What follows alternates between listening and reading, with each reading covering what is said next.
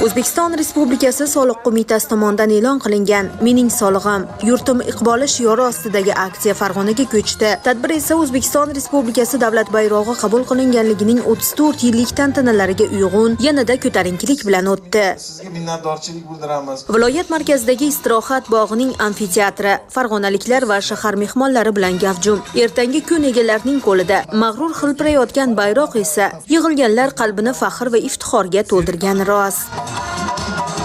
Tadbir davomida mamlakatimizda soliq sohasida izchil islohotlar amalga oshirilayotgani, ayniqsa soliq to'lash madaniyatini yuksaltirish, bu borada aholining huquqiy ongi va savodxonligini oshirishga qaratilgan keng ko'lamli chora-tadbirlar haqida so'z yuritildi. Shuningdek, soliq to'lash har bir fuqaro uchun majburiyat ekani, u davlatning barqaror rivojlanishi, infratuzilmalar yaxshilanishi, ta'lim, tibbiyot, ijtimoiy himoya kabi sohalarning moliyaviy ta'minotida muhim o'rin tutishi alohida ta'kidlandi. Bugun har bir soliq tizimi xodimi shuni tushunib yetish kerakki, biz bugun fuqarolar uchun ko'makchimiz, yordamchimiz.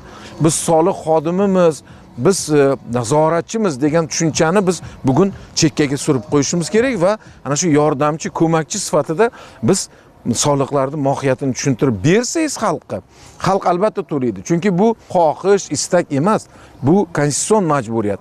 Shuni ham xalqimiz tushunish kerakki, biz bugun soliqlarni ongli ravishda o'z muddatida agar to'laydigan bo'lsak, demak biz maqsadimizga tezroq erishamiz. Soliq qonunchiligi har bir fuqaro, ayniqsa yoshlar uchun muhimdir. Tadbir davomida soliq qonunchiligiga oid savol-javoblar tashkil etilib, u manzilda jam bo'lgan farg'onaliklarni faollikka chorladi. Ishtirokchilar soliq turlari, stavkalari, imtiyozlar, elektron soliq xizmatlaridan foydalanish tartibi kabi sohaga oid mavzular bo'yicha o'z bilimlarini sinovdan o'tkazdilar. Eng faol qatnashchilar tanlab olinib, ular esdalik sovg'alar bilan taqdirlandi.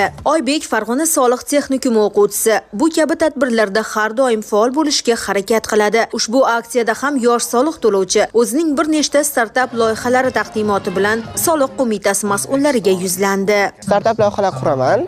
Shu taklif bilan chiqdim. Bizdan loyihalaringiz bormi, qandaydir savollaringiz bor deganlarda men o'zimni shaxsiy startap tax nomli soliq loyihamni aytib o'tdim.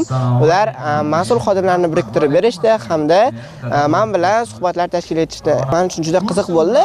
Bugun yanada ko'proq ma'lumotlarga ega bo'ldik. Mazkur tadbir soliq to'lovchilarini qo'llab-quvvatlash, aholining soliq masalalaridagi savodxonligini oshirish, eng muhimi jamiyatda soliq to'lash yurt taraqqiyoti uchun hissadir degan tushunchani mustahkamlashga xizmat qiladi. Bo'lib o'tgan tadbir nafaqat soliqqa oid bilimlar kengayishiga xizmat qildi, balki farg'onaliklarga madaniy dam olish imkoniyatini ham berdi. Maftuna Mamasidek va Abdulloh Rashidov, Ruxsor News informatsion dasturi uchun maxsus.